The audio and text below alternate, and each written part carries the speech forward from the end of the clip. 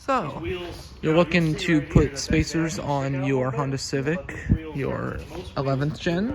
We are over here at Gasquatch Customs over here in Kannapolis, North Carolina, and they are helping us put on these Garageline 20 mil spacers. We have 20 mil fronts and 20 mil rear, and spacers are as easy as just putting them on like that.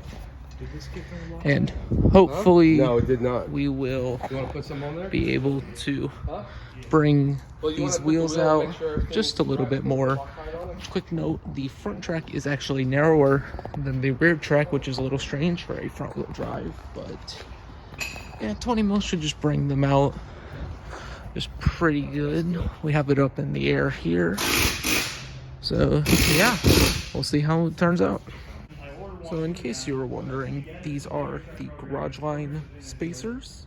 I did find these off of the 11th gen Civic forums, and to be honest, these are probably really the ones to go with, because the other ones just want to charge you double, and it's a spacer and this feels really solid, really nice construction, and so far it's looking pretty good. So we got the first side on, and already it is looking so much better. Obviously we'll get a better look if we, or whenever we drop the car, but yeah. Also, just in case you were curious, if you have a Civic with the 1.5 turbo, this is your intercooler.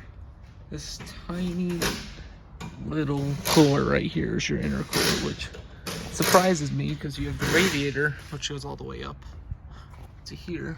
Just something I thought, a little funny. Differentially, you can put them in a Z and a 350, but it makes them stronger that way. Oh yes. Oh, that looks so much better. Let's go look at the rears. These things are out so much more. Oh, that looks so good.